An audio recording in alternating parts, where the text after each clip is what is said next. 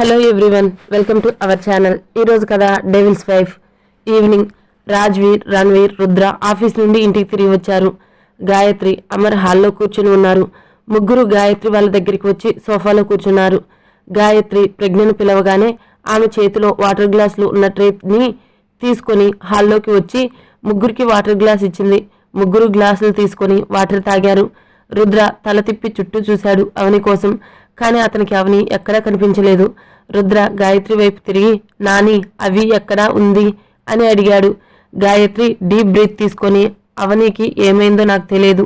మీరంతా ఆఫీస్కి వెళ్ళినప్పటి నుండి అవని తన రూమ్లోనే ఉంది. మధ్యాహ్నం నేను అవనిని భోజనం చేయడానికి పిలిచాను. కానీ తను తిన్ను అని చెప్పి అవని మధ్యాహ్న భోజనం కూడా చేయలేదు.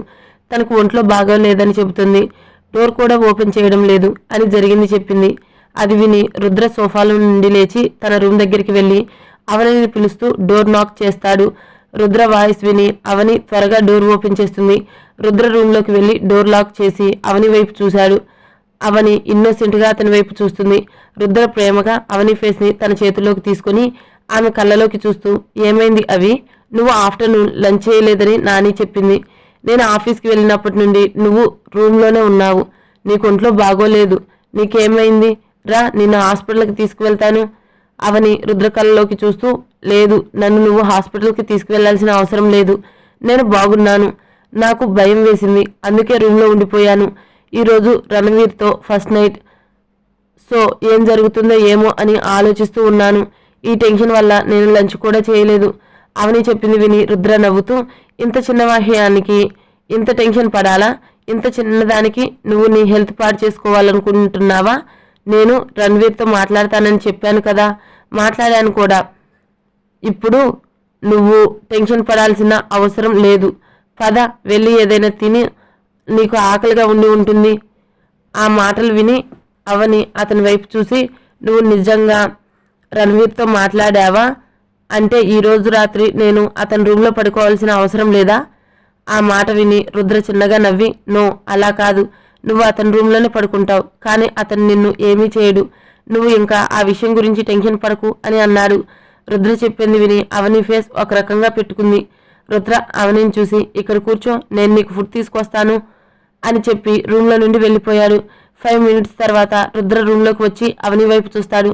అవని బెడ్ మీద నిలబడి ఉంది. రుద్ర టేబుల్ మీద ప్లేట్ పెట్టి అవని దగ్గరికి వచ్చి, బెడ్ మీద ఎందుకు నిలబడి ఉన్నావు? ఇక్కడికి రా అని అన్నాడు. రుద్ర వాయిస్ విని అవని నవ్వుతూ అతని మీదకి దూకుతుంది. రుద్ర వెంటనే ఆమెను తన చేతుల్లోకి తీసుకుని తన ఫేస్లోకి సీరియస్గా చూస్తూ, అవి నువ్వు పెద్ద రౌడీవి అని నీకు తెలుసా? ఆ మాటలు విని అవని అతని వైపు నవ్వుతూ చూస్తుంది. రుద్ర అవనిని ఎత్తుకొని సోఫాలో కూర్చుని ఆమెను తన ఒళ్ళో కూర్చోబెట్టుకున్నాడు. అవని అతని కళ్ళలోకి చూస్తూ, నీకు తెలుసా రణవీర్, రాజ్వీర్, మీ ముగ్గురులో నాకు నువ్వే అందరికన్నా ఎక్కువ ఇష్టం. ఎందుకంటే నా అల్లరిని నువ్వు భరిస్తావు. అది విని రుద్ర అందంగా నవ్వుతూ, నాకు కూడా నువ్వంటే చాలా ఇష్టం అని ప్రేమగా చెబుతూ అతను ఫుడ్ కలిపి అవనికి తినిపిస్తాడు. అవని రుద్ర తినిపిస్తుంటే తింటుంది. నైట్ అవని డ్రెస్ చేంజ్ చేసుకుని రణవీర్ రూమ్ దగ్గరికి వెళ్ళింది. రణవీర్ రూమ్ 3rd ఫ్లోర్లో ఉంది. ఆ ఫ్లోర్ మొత్తం రణవీర్దే. ప్రజ్ఞ 2nd ఫ్లోర్లో, అమర్, గాయత్రి కింద ఉంటారు. రాజ్వీర్ 4th ఫ్లోర్లో ఉంటారు. రుద్ర 5th ఫ్లోర్లో ఉంటాడు. అవని 3rd ఫ్లోర్కి వెళ్ళి రణవీర్ రూమ్ దగ్గరికి వెళ్ళి ఆ రూమ్ వైపే చూస్తూ ఉండిపోయింది. రణవీర్ రూమ్ డోర్ నాక్ చేసి ఉంది. ఆ డోర్ నాక్ చేసే ధైర్యం అవనికి లేదు. భయంతో ఆమె కాళ్ళు షివర్ అవుతున్నాయి. ఆమె ఎందుకో చాలా టెన్షన్గా ఉంది. అందుకే ఆమె అక్కడే ఉండిపోయింది. అప్పుడే ఆ రూమ్ లోపల నుండి కోపంగా, బయటే ఉంటావా లేక రూమ్లోకి వస్తావా అని ఒక బేస్ వాయిస్ వినిపించింది. ఆ వాయిస్కి అవని ఒక్క క్షణం భయపడింది. డోర్ లాక్ చేసి ఉంది. అలాంటప్పుడు తను బయట ఉందని రణవీర్కి ఎలా తెలుసు? ఆమె ధైర్యం తెచ్చుకొని డీప్ బ్రీత్ తీసుకొని నెమ్మదిగా డోర్ ఓపెన్ చేసి రూమ్లోకి వెళ్ళింది. రణవీర్ రూమ్ రుద్ర రూమ్ అంత పెద్దగానే ఉంది, కానీ వాల్ కలర్ వైట్ కలర్లో ఉంది. అవని ఆ రూమ్ని చూస్తుంటే తను మరో ప్రపంచంలోకి వచ్చినట్టు అనిపించింది. ఆ రూమ్కి ఆనుకొని ఒక పెద్ద స్విమ్మింగ్ పూల్ ఉంది. రణవీర్ రూమ్లోనే స్విమ్మింగ్ పూల్ ఉందని అవనికి తెలియదు. రణవీర్ స్విమ్మింగ్ పూల్లో స్విమ్ చేస్తున్నాడు. అవని అతన్ని స్విమ్ చేయడం చూసి ఆమె అతన్ని చూస్తూ ఉండిపోయింది. స్విమ్మింగ్ చేస్తుంటే అతను చాలా అందంగా ఉన్నాడు. అప్పుడే రణవీర్ అవనిని పిలిచాడు. అతని వాయిస్ విని అవని స్విమ్మింగ్ పూల్ దగ్గరికి వచ్చి అతని వైపు చూస్తుంది. రణవీర్ అవని వైపు చూసి, నీ కోసం బెడ్ మీద డ్రెస్ పెట్టాను, వెళ్ళి ఆ డ్రెస్ వేసుకో అని చెప్పాడు. ఆ మాట విని అవని సరే అని తల ఊపి రూమ్లోకి వెళ్ళి బెడ్ మీద ఉన్న బాక్స్ ఓపెన్ చేసి ఆ బాక్స్లో స్విమ్మింగ్ కాస్ట్యూమ్ ఉండటం చూసి అవని ఆశ్చర్యపోయింది.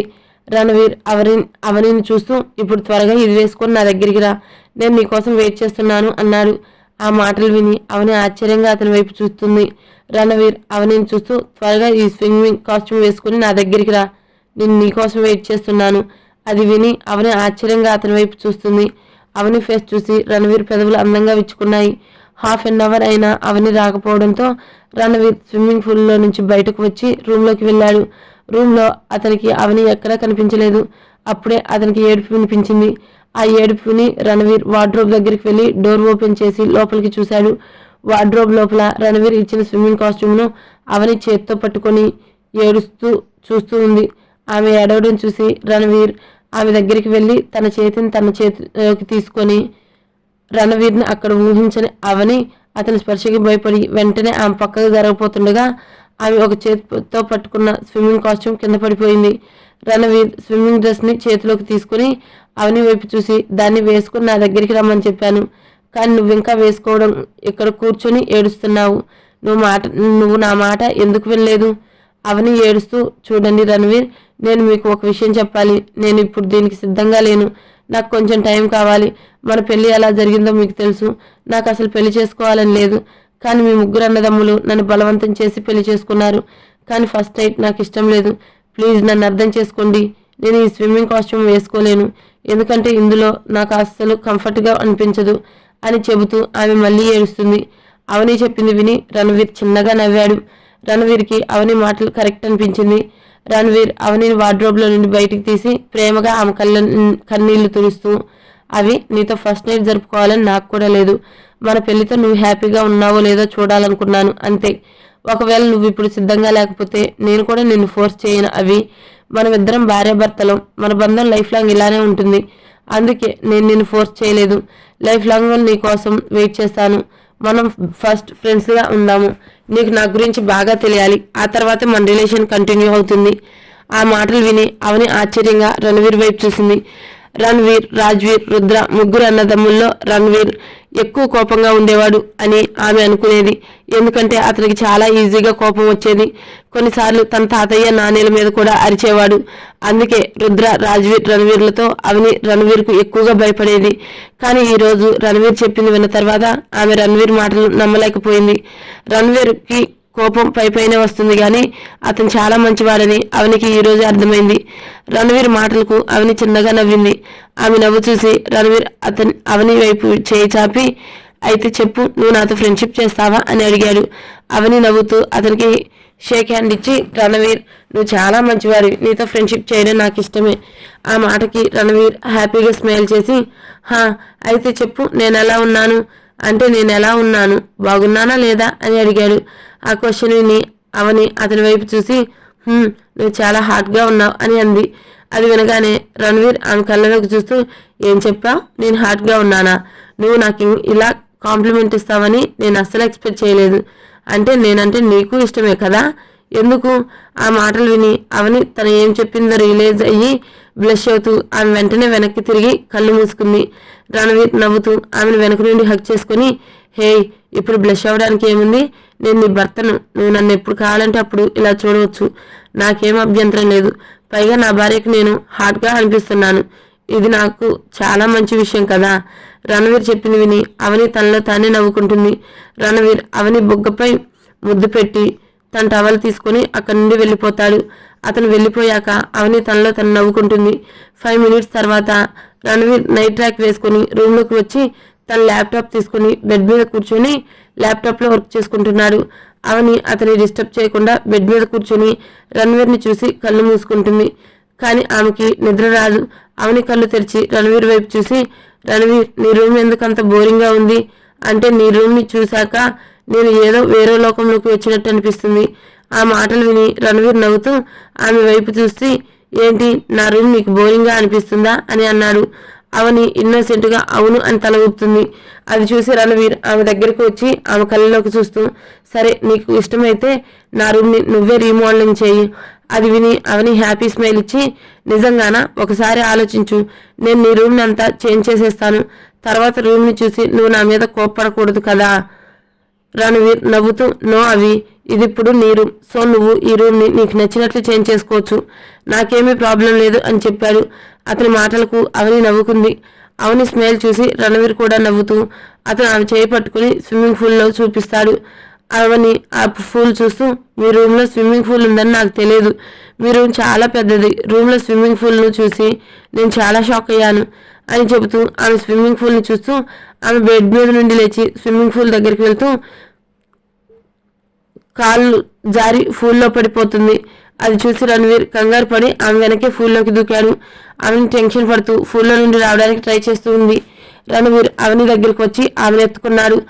అవని రణవీర్ మెడ చుట్టూ చేతులు వేసి కళ్ళు మూసుకొని గట్టిగా ఊపిరి తీసుకుంటుంది. రణవీర్ అవని ఫేస్ వైపు చూస్తాడు. అవని భయంతో కళ్ళు మూసుకొని అతని చెస్ట్ మీద తలపెట్టి భయపడుతూ ఉంది.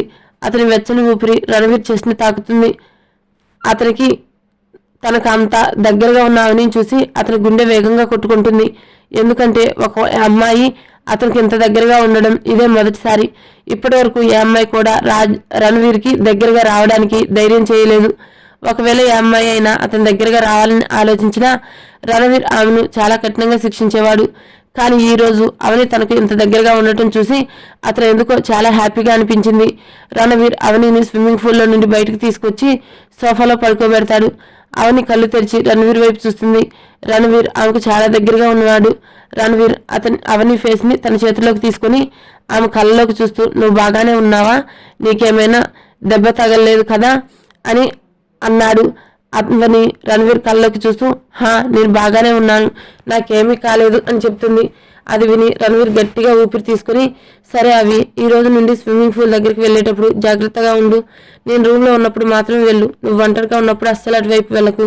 అతను చెప్పింది విని అవని సరే అని తల ఊపి రణవీర్ ఆమె చెవి దగ్గరికి పెదాలు తీసుకొని వచ్చి, నువ్వు డ్రెస్ చేంజ్ చేసుకోవడానికి నేను హెల్ప్ చేయనా? ఎందుకంటే నిన్ను డ్రెస్ లేకుండా చూడాలని నాకు కూడా ఉంది. ఆ మాట విని అవని ఆశ్చర్యంగా రణవీర్ వైపు చూస్తుంది. రణవీర్ నవ్వుతూ ఐవింగ్ చేస్తాడు. అది చూసి అవని ఫేస్ సిగ్గుపడుతూ రెడ్గా అయిపోతుంది. ఆమె రూమ్లోకి పరిగెత్తింది. Please subscribe to my channel. Thank you.